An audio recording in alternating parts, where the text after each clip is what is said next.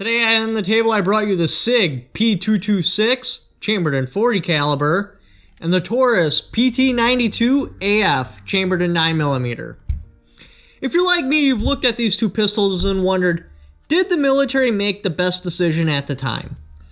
Was the best decision a Beretta 92? Now this isn't technically a Beretta 92, this is a PT92 which is made by Taurus, but this is widely accepted as a close enough clone. From what I understand, Taurus bought all the machining, and so they just make out their own cheaper version.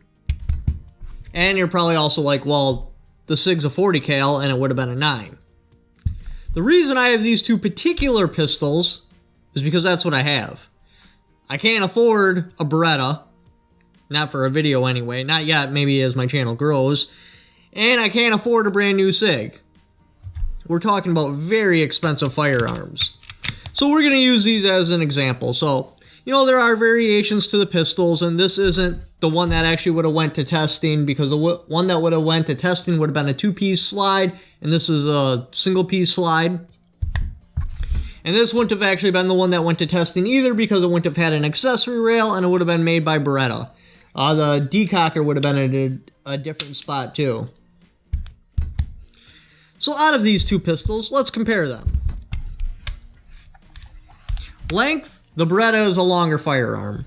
The Beretta is also slightly heavier. I don't think they had Ambi Controls back then. Speaking of Ambi Controls, if you're one of those left-handed people, this is not going to work for you at all. This is solely set up for a right-handed shooter. Slide release, decocker, mag release, all right. Trying to do that left-handed is just not going to work. Now your PT92, this will work. The only thing that's not set up for a left-handed person is your slide release. But that's fine, because if you were to pop in a full mag, you could just slingshot it. Decocker and everything, good to go. But with the Ambi Controls, the Beretta is a fatter firearm. Or I should say Taurus. Takedown. What you're going to do on the Taurus is there's a button right here. Now from what I understand, this is the exact same as the Beretta. You're going to push that, well, take out the magazine, push that button in, slide this lever, slide comes off. It's actually quite easy. Inside there's a non-captured spring, so it's kind of weird about the recoil spring. For the SIG, lock the slide to the rear, eject the magazine, flip this lever, slide comes off. Also not a captured spring, so they're pretty close to equal. I don't really think one's easier than the other. Controls. From your normal shooting position, the controls on the Taurus are doable.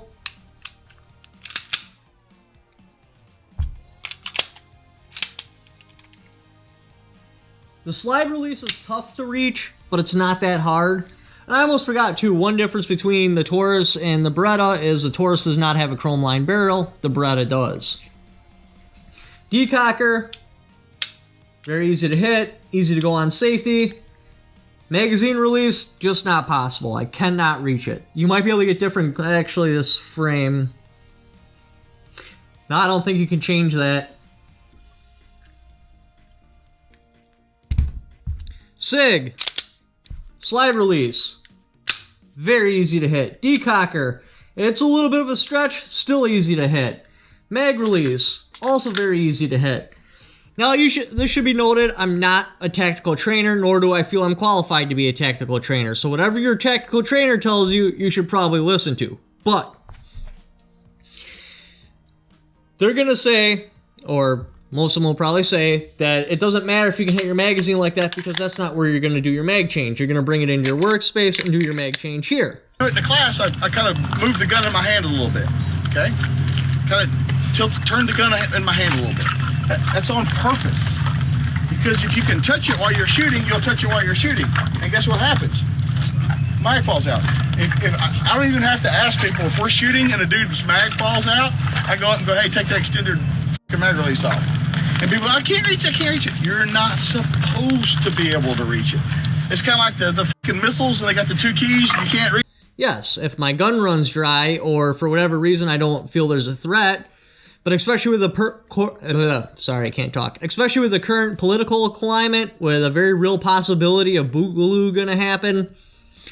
Let's say something comes to the door. I take it down and I only fire 2 rounds, and I want to keep my weapon pointed at the door. I want to be able to do my mag change from right here. This way, if I'm like in the middle of my mag change, I can still shoot and then get this one in, drop the slide, and go back to work. With a Taurus, that's just not a possibility. I have to switch my grip, so I would have to take it away from the door frame unless I kind of turn like this and use my middle finger or something. But anyway, turn the firearm, hit the mag release, and then go. The Taurus, the front sight's permanent. So if you don't order this with a night sight, or let's say you get an old used Beretta and the night sights just gave up the ghost, you're stuck with that. You can change out the back sight, just not the front sight. SIG, the sights are changeable. This SIG is so old, the tritium inside the sights have long given up the ghost. They have something like a 7-year half-life. And this was, I'll have to double check the serial number dating, but I believe this goes back to the early 2000s. Trigger brake.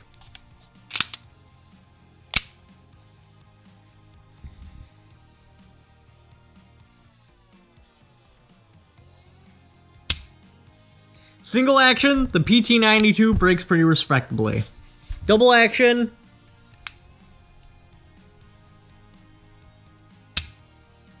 brakes alright, pretty predictable. Here's your trigger reset. And then your brake again. Not too shabby.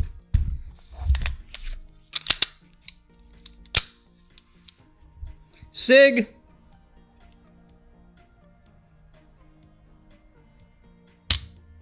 Single action, it just brakes beautifully.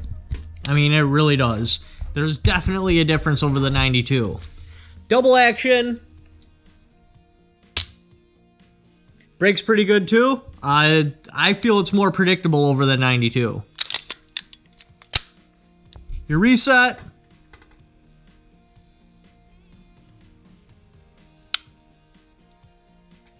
Very audible reset, easy take up, a wall, and then a snap.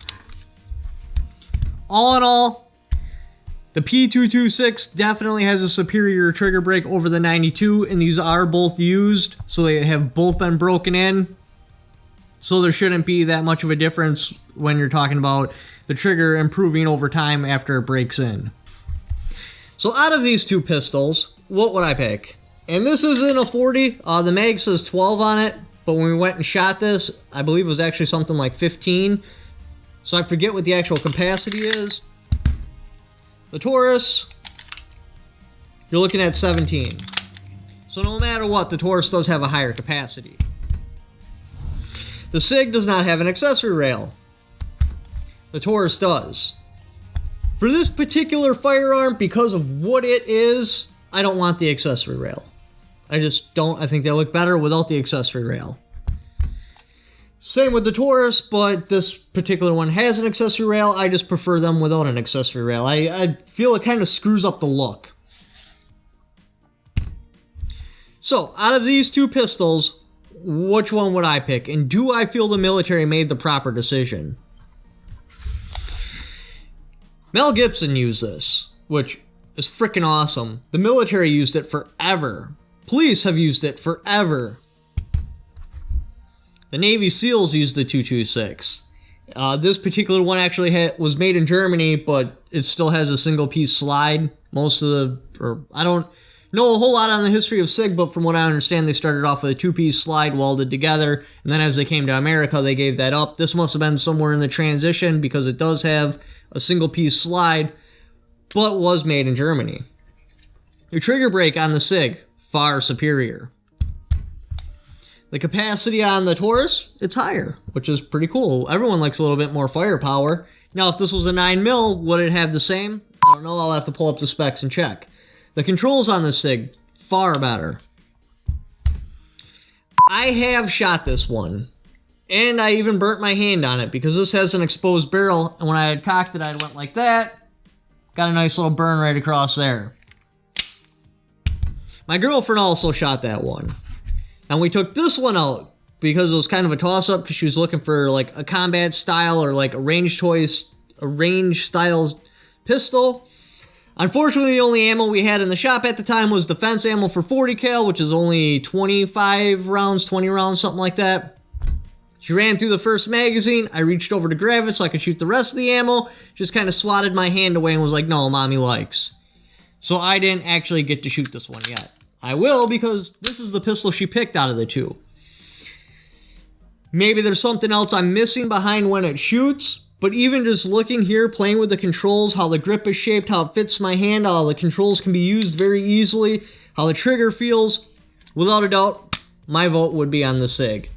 Now, did the military make the wrong choice? I don't actually know what those pistols were like back then. We're talking about... My God. Am I really that old? We're talking about a lot of years. Like 20 years since that happened. They could have went through a lot of changes. I mean, look at the change from the M16 to the M4. They are totally two different animals. They're not even close to the same anymore.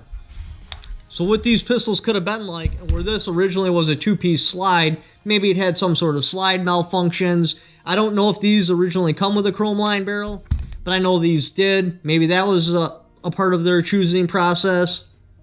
The ease of taking this apart, that might have played into it.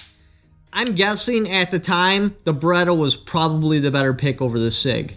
Now fast forward to today, this one was made in the early 2000s, so as of, in my opinion, the early 2000s, I'd have to get older ones to see if it continues through time, but as of the early 2000s, I believe the SIG is the superior firearm, without a doubt. Maybe there was also a price split in there. But anyway, yes, this would be my pick, and if this was the same exact pistol, and this was the same exact pistol back then, I believe the military made an error, and they should have went with this pistol. But anyway, if you'd like to check out any of my other videos, click on the links up here. Thank you for watching. Don't forget to subscribe.